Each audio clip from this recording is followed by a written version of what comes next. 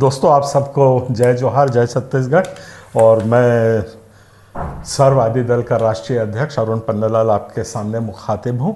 और कुछ दिन पहले हमारे यहाँ एक प्रशिक्षण शिविर चला था और उस प्रशिक्षण शिविर का साउंड ट्रैक इतनी ख़राब थी कि जो संदेश हम आपको भेजना चाह रहे थे वो नहीं पहुंच पाया था। इसलिए इसको एक रिपीट टेलीकास्ट समझिए। उसी बात को मैं थोड़ा सा क्लैरिफाई करके दोहरा रहा हूं, क्योंकि जहां वो मार्गदर्शन हमें आपको देना था, वो मार्गदर्शन जितने लोग वहां उपस्थित थे उनको तो मिल गया है, पर जो बाकी गाँव के अंदरूनी जिनको इस व्हाट्सएप यूट्यूब चैनल के थ्रू जाना था वो उनको नहीं मिल पाया है, यूट्यूब चैनल के थ्रू जाने वाला। इसलिए मैं अपनी सारी बातें फिर से दोहराने की कोशिश करूंगा। हो सकता है कुछ थोड़ा सा फेरबदल हो। अभी जो मैं बात कर रहा हूं ये हर समाज के लिए है, हमारे हर अधिकारियों के लिए है, हमारे सब पॉलिटिकल लीडर्स जो हैं, जो राजनीतिज्ञ हैं, उनके लिए है जो बात अभी मैं कहने जा रहा हूं। सबसे बड़ी बात, पहली बात यह है कि हमारा जो चर्च है, चर्च एक सामाजिक संगठन होता है। इस बात को बहुत गौर से हर एक कोई समझ ले। चर्च हमारा कोई ऐसा मंदिर नहीं है कि सिर्फ उपासना के लिए वहां बनाया गया। एक सामाजिक संस्था हमारा चर्च होता है, जहां पे धर्म की भी बात होती है। मरना जीना, एजुकेशन, वहाँ सब बातें होती हैं, शादी ब्याह, उसके बाद का कोई भी फेस्टिवल होता, सारी चीज़ें जो सामाजिक ज़रूरतें होती हैं उसको हमारा चर्च पूरा करता है, जिसका एक पहलू धर्म भी है, उसको हम चर्च कहते हैं। अब हम वहाँ पे क्या हमको प्रॉब्लम हो रहा है कि लोग चर्च को एक खाली धार्मिक संस्था मान के चलते हैं, इसलिए बहुत ज़्यादा मतभेद और ये सब होते हैं। धर्म के तो है ही अपने पास, तो ये हमारे संरचना है चर्च की। और अब हमारे पास जो प्रॉब्लम आ रहा है वो प्रॉब्लम ये आ रहा है कि जनगणना हुई है 1950 में 3% थे और 2011 की जो जनगणना है उसमें 2.6% ईसाई को दिया गया है। इन आंकड़ों का बहुत ज़्यादा हम भरोसा नहीं करते हैं, क्योंकि हमको इसके प्रणाली पे बहुत ज़्यादा भरोसा नहीं है। और खैर वो एक अलग मुद्दा है, पर ये जो फिगर्स हमारे पास आए हैं दे आर मतलब बहुत ऑथेंटिक फिगर्स नहीं है। और इन्हीं के ऊपर हमारे समाज के बारे जितनी भी काम होते हैं, जो योजनाएं बनती हैं, जो किस्म के हम लोगों को उपलब्धि सरकार उपलब्ध कराना चाहती है जो चीज़ों को, वो सब इन्हीं आंकड़ों पे बेस करके हमको अपने योजनाओं का फल मिलता है, जो कि त्रुटिपूर्ण है। ये पहला हमारा आरोप है। और उसका आरोप का एक कारण है, ये हवा में हम आरोप नहीं लगा रहे हैं। जब सबसे बड़ी बात यह रहती है कि जितने भी हमारे जनगणना हुई है, वो जनगणना में सिर्फ एक धर्म को पूछा जाता है। उसमें एक कॉलम होता है, उसमें कहते हैं धर्म लिखा जाता है। तो धर्म में आप ईसाई लिखते हैं, उसमें हमें कोई आपत्ति नहीं है, ठीक है। अब एक ऐसा बहुत बड़ा वर्ग है जिसको राजनाथ सिंह जी ने भी एक बार अपने भाषण में, उद्बोधन में कहा था कि एक डेमोग्राफिक चेंज आ रहा है। मैं वो बात को बड़े क्लियरली बताना चाह रहा हूं कि डेमोग्राफिक चेंज हमारे धर्म या हमारे चर्च से नहीं आ रहा है। ये एक सामाजिक चेंज है जो आ रहा है। और वो सामाजिक चेंज इस तरीके से आ रहा है कि बहुत से लोग हमारे चर्च में आते हैं जो अब धर्मांतरण नहीं करते हैं। वो लोग धर्मांतरित नहीं होते हैं, ना उनने अपनी पुरानी जात को छोड़ा, ना हमारे चर्च में उनने बपतिस्मा लिया, और ना ही उन लोगों ने कलेक्टर को लिख करके आवेदन दिया या एफिडेविट दिया कि हम अपना धर्म छोड़ रहे हैं करके। ये जो तबका है, ये आज एक बहुत बड़ा तबका है। और इसके बेस पे हम बोल रहे हैं कि आज हम 20% छत्तीसगढ़ प्रदेश में हैं, तो हम इस तबके की बात कर रहे हैं जो कि रिकॉग्नाइज नहीं है, who have not been recognized। पर वो तबका आज पूरा का पूरा चर्च जो हमारी सामाजिक संस्था है उसके प्रभाव में है, पादरी के कहने सुनने में है, जैसा उनको बोला जाता है वैसा करते हैं। और उसको आप लोग डंडा लेके मारते पीटते हो धर्मांतरण का, उन लोग धर्मांतरित हुआ ही नहीं है। आप लोगों को हमारे समाज के साथ हिंसा करना है, छूट है, पूरी करिए। संविधान उसका जो कुछ इलाज है वो करेगा, वो एक अलग पहलू है। पर सबसे बड़ी बात यह है, आज जो डेमोग्राफिक चेंज आ रहा है, जिसमें हमारा परसेंटेज हर जगह बढ़ रहा है, वो इस तबके का है। अब हमारी जो योजना है, आज हम लोगों ने एक पार्टी बनाई है। ये पार्टी कोई हमारे महत्वाकांक्षा नहीं है कि हमको आज एक पॉलिटिशियन बनना है, कि हमको पदवी लेनी है, या हमको बहुत पैसे चाहिए, कुछ चाहिए। हमारी ईसाई समाज बड़ा संतुष्ट समाज है, हमें किसी भी किस्म की इस चीज़ की ज़रूरत नहीं है। हमको गलत लपेटा जा रहा है कि धर्मांतरण करते हैं करके, जबकि धर्मांतरण होता ही नहीं है, वो मैंने आपको बता दिया अभी। अब उसके चलते क्या हो रहा है कि हमारे सारे के सारे अधिकार हमसे छीने जा रहे हैं। दूसरी बात यह हो रहा है कि आज हमको अपनी स्ट्रेंथ को डिफाइन करने का, हमारी एक्चुअल जनगणना को डिफाइन करने का कोई माध्यम नहीं रह गया है। सरकार हमको ट्रीट करती है कि ये 2% है। हमारे बड़े बड़े मंत्रियों ने, जिनके पास हम अपनी तकलीफ लेके गए, तो साफ मुंह पे उन्होंने कहा आप 2% है, आपकी बात हम क्यों सुने।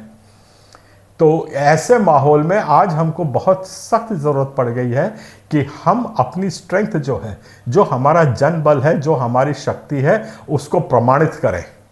उस जनशक्ति को प्रमाणित करने के लिए आज हमारा ये सर्ववादी दल बना है। इस सर्ववादी दल से आज हम ये स्टैब्लिश करेंगे कि ईसाई समाज में कितने लोग एक्चुअली हैं। हो सकता है मेरा आकलन भी गलत हो, मैं कोई खुदा नहीं कि सब कुछ जानूं, पर ये उस तरीके की एक पहलू है। तो अब इस बात को प्रूव करने के लिए हम लोगों ने सर्ववादी दल बनाया है कि इसमें जितने वोट पड़ेंगे, इससे हम आज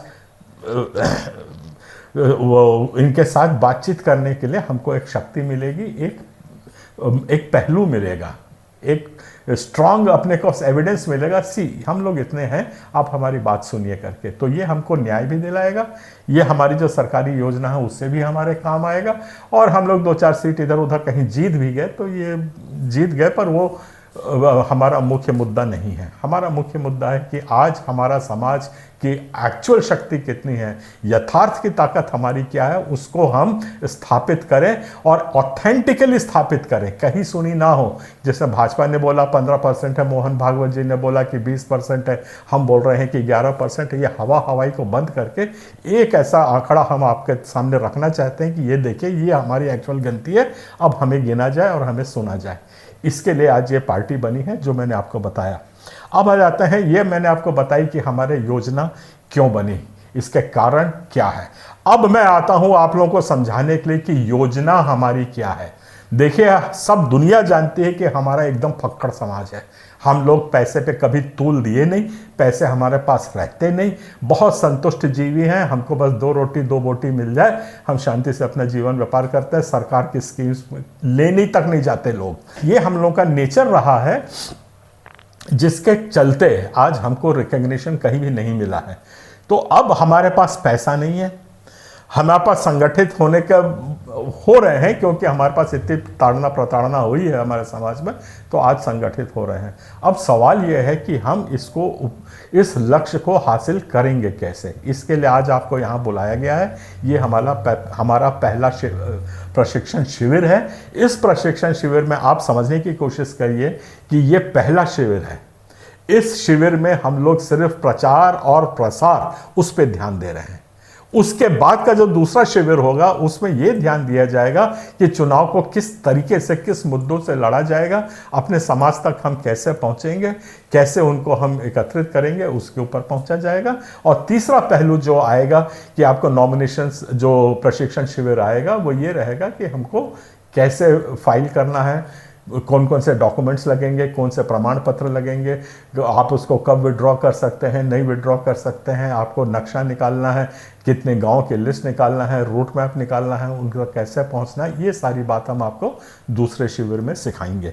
तो आज हमारा पहला शिविर जो है वो इसके ऊपर फोकस कर रहा है कि हमको प्रचार प्रसार कैसे करना है, उसके ऊपर मैं आता हूँ। तो प्रचार प्रसार करने के पहले मैं आपको बताता हूं कि चुनाव लड़ने की आज तक की जितनी पार्टियां जो प्रणाली को अपनाती आई हैं वो क्या है।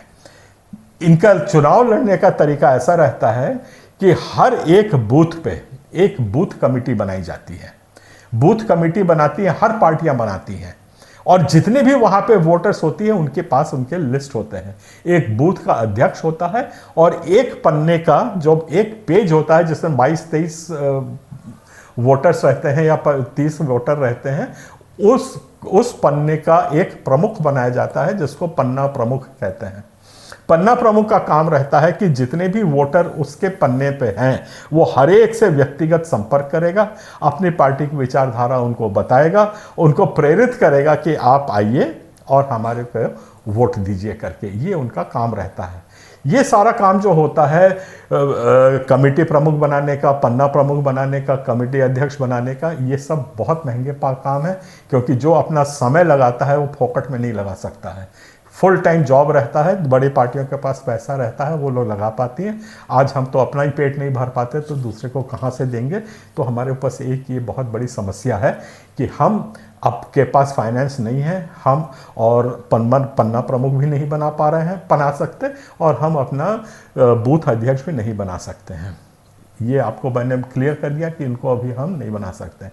फिर दूसरी बात, अगर आपके पास पैसा आ भी जाए तो आपको बूथ प्रमुख, पन्ना प्रमुख बनाने के लिए समय चाहिए होता है। भाजपा बहुत पहले से इसकी तैयारी करती है, बड़ी संगठित पार्टी है, और उनका जो हिरार्की है और जो सिस्टम जो है वो मतलब फॉलो करने योग्य है कि अपने ऑर्गेनाइजेशन को वो कैसे चलाते हैं। तो वो आज से करीब 1.5 साल पहले यहाँ छत्तीसगढ़ में अपनी बूथ प्रमुख बनाने लग गए थे वो लोग। उन लोगों ने मेहनत करके वो पूरे बूथ कमेटी बना ली, बूथ प्रमुख बना लिया, सब कुछ बना लिया। तो हमारे पास आज वो समय भी नहीं है। हमारे पास तो इतने हमले हुए कि पिछले 1 साल 6 महीने में हमने सोच के जैसे तैसे करके पार्टी का रजिस्ट्रेशन किया। अभी चुनाव चिन्ह के पीछे पड़े हुए हैं हम लोग कि हमको चुनाव चिन्ह मिल जाए। इस किस्म से हमने पार्टी बनाई है, और पार्टी में आज हमारे पास ये शक्ति नहीं है, संसाधन भी नहीं है कि हम जाकर के बूथ के ऊपर प्रचार प्रसार करें। ठीक है, तो अब हमको इसका ऑल्टरनेटिव रेमेडी क्या है, अब हम इसका विकल्प के तौर पे क्या काम कर सकते हैं, इसके लिए आज आपको यहां पे बुलाया गया है। विकल्प के तौर पे हमारे पास एक ये है कि जैसे मैंने आपको पहले बताया कि चर्च हमारी एक सामाजिक संस्था है, उस सामाजिक संस्था में आपको पहुंचना है। और बड़ा अच्छी एक प्रणाली हमारे समाज में यह है कि आज हम लोग अपने सामाजिक संस्था में हर हफ्ते मिलते हैं।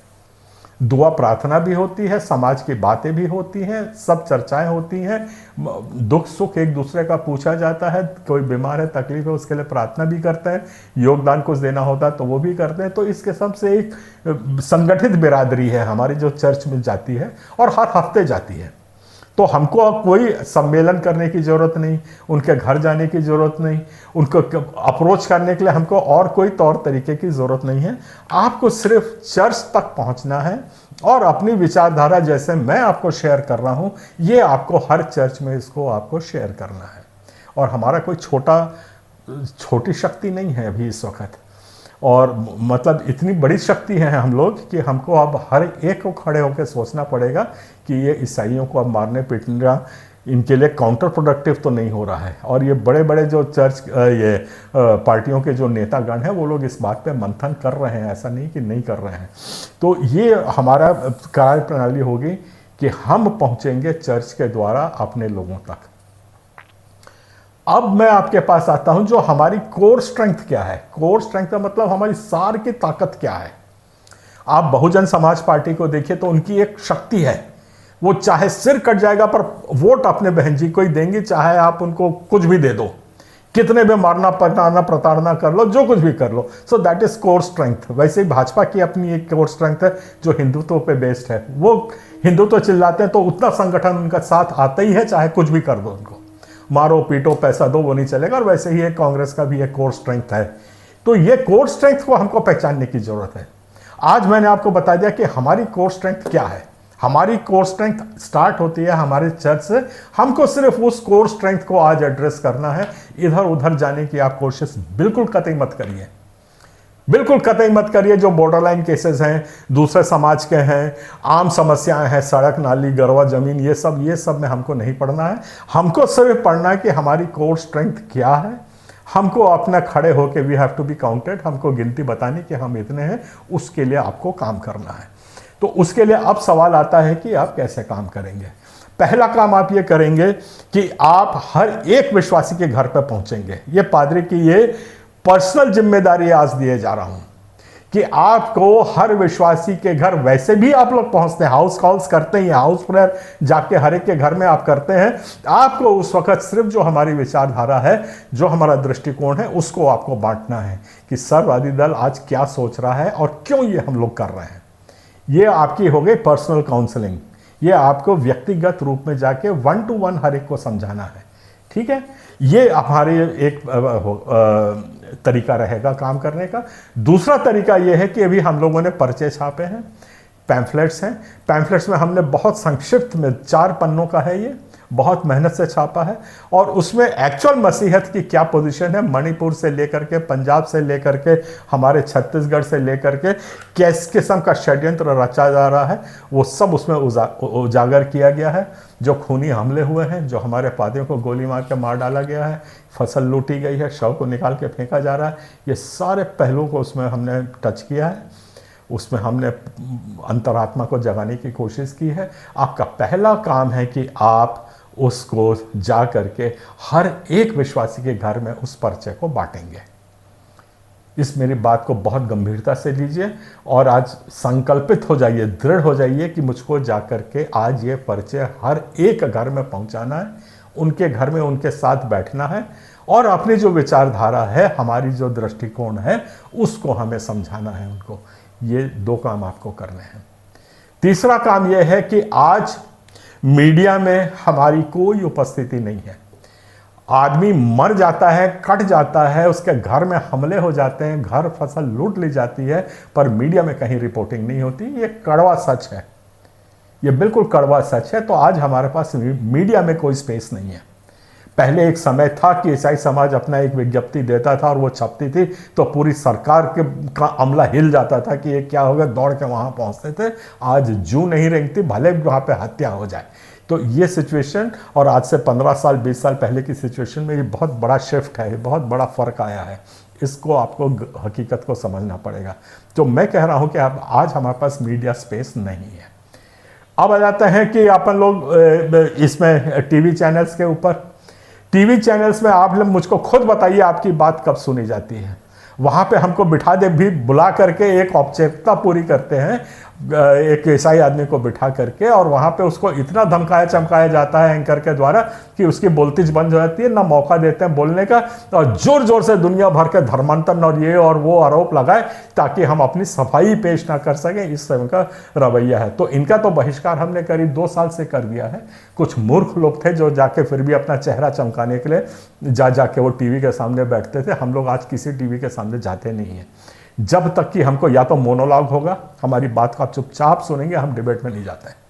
तो उसमें कुछ कुछ हद तक हमको सफलता मिली है, पर ये संघर्ष हम कहाँ तक करते रहेंगे। पर इसका जैसे कहते हैं ना, एक नुकसान की बात होती है तो एक फायदे की 50 बात उसमें निकलती है।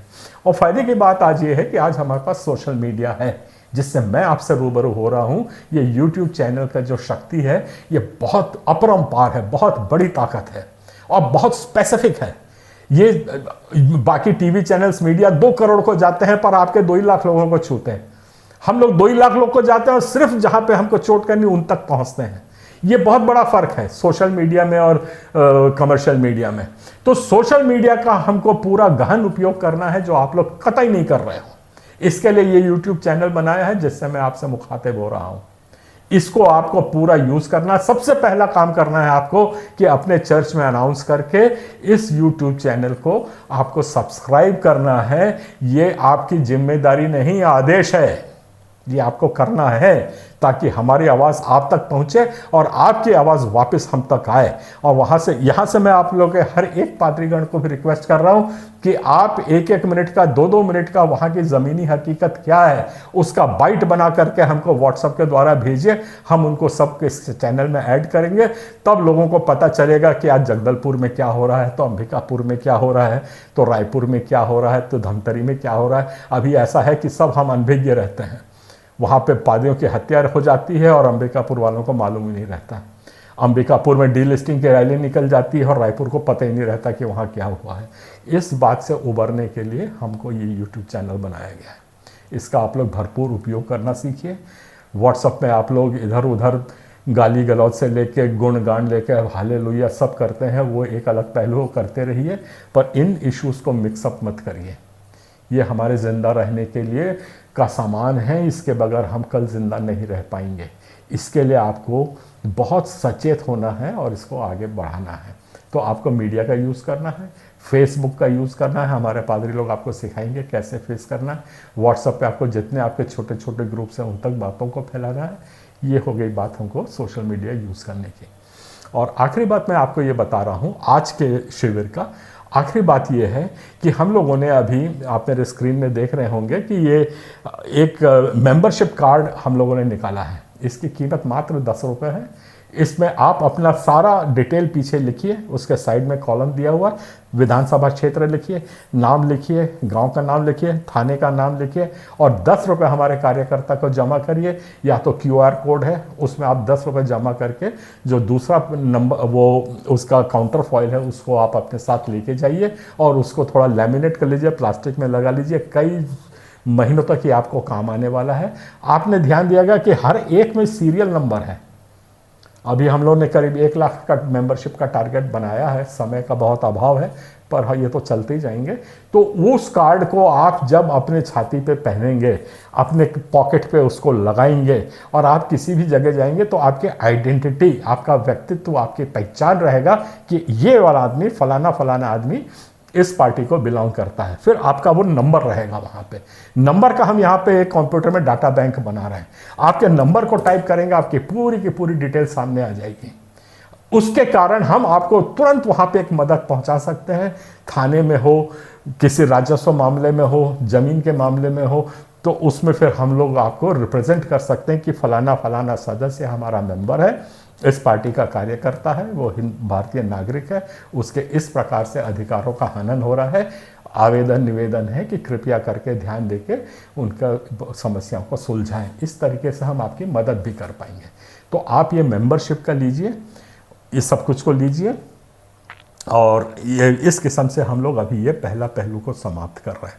ये है हमारा आज के प्रशिक्षण शिविर का ये पूरा सार जो है, जो गूढ़ इसका जो है, जो निचोड़ है, ये आपके सामने मैंने रखा है और उसको लेके जाइए, हर एक घर तक पहुंचाइए। उसमें एक पर्चा और है जो सिर्फ पादरियों के लिए है या अगुओं के लिए है। उनको हम कलीसिया अध्यक्ष का नाम दिए हैं, कलीसिया अध्यक्ष। इस किस्म से हम लोगों ने अपनी हिरार्की बना ली है।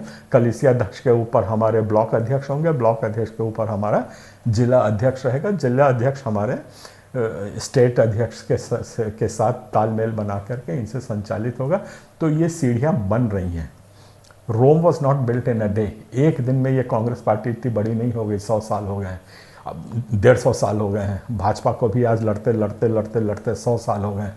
तो हमें कदम तो चलना है और आज हम 1 साल का लड़खड़ाता कदम रख रहे हैं और गिर रहे हैं। इसका ये मतलब कतई कोई ना निकाले कि हम चल ही नहीं पाएंगे करके। हम चलेंगे भी और दौड़ेंगे भी और अव्वल भी आएंगे, ये मैं आपको आश्वासन दे रहा हूँ। तो हम लोगों को आज हतोत्साहित नहीं होना है। हम हारे जीते, हमारे जमानत जब्त हो, कुछ भी हो, इससे कतई हतोत्साहित नहीं हो। आपको अपनी ताकत दिखानी है कि कोई आपको आंख दिखाने की हिम्मत ना करे। ये हमारा उद्देश्य आज का है। इसके ऊपर आप लोग ध्यान दीजिए, इसके ऊपर काम करिए और मेरी बात को याद रखिए। ये सबसे अहम समय आपका है जिसमें आप या तो जिंदा रहेंगे या तो आप मरेंगे। आपकी मौत बिल्कुल निश्चित रहेगी, चाहे वो धार्मिक मौत हो, चाहे आपके विश्वास की मौत हो, चाहे आपकी फिजिकल मौत हो। और ये आज तीनों ने, चाहे कोई भी पार्टी हो, उनने हमको करके दिखा दिया है कि हम आपके धर्म को भी नष्ट कर सकते हैं, आपके विश्वास को भी नष्ट कर सकते हैं, आपके घर को भी नष्ट कर सकते हैं और आपकी हत्या भी कर सकते हैं। मणिपुर इसका जीता जाता उदाहरण है और हमारा छत्तीसगढ़ कोई कम पीछे नहीं है। तो ये सब बातों के लिए आपको संगठित होना है। जैसे मैंने रास्ता दिखाया है, इसको आप समझिए। और ये जो मेरी आपके साथ उद्बोधन हुआ है, इसको जितने दूर तक आप बन सके तो चर्च के बाद इसको प्ले करके दिखाइए, ताकि लोग समझें कि आज हम क्या बात कह रहे हैं। इन सब बातों के साथ आपको मैं विदा लेता हूँ और पूरी उम्मीद करता हूँ कि आप अपने धर्म के लिए, अपने कर्म के लिए, अपनी रक्षा के लिए, अपने परिवार के लिए, अपने बच्चों के लिए, अपने भविष्य के लिए एकजुट होंगे और ये मौका आपको फिर नहीं मिलेगा। इस बार अगर आप चूक गए तो आप सब कुछ छोड़ के मरने के लिए तैयार हो जाना। अगर इस वक्त आप संगठित नहीं हो पाए तो फिर खुदा भी आपका मालिक नहीं रहेगा। ये मेरी बात में भी है, खुदा भी उनके साथ होता है जो संघर्ष करते हैं। God's is with them who fight for themselves. अगर आप अपने लिए खड़ा होना नहीं सीखते हैं तो परमेश्वर भी आपके साथ नहीं रहेगा। इन सब बातों के साथ मैं सबको प्रणाम करता हूँ, नमस्कार कहता हूँ, जय मसीह कहता हूँ, जय जोहार, जय छत्तीसगढ़ कहता हूँ। धन्यवाद।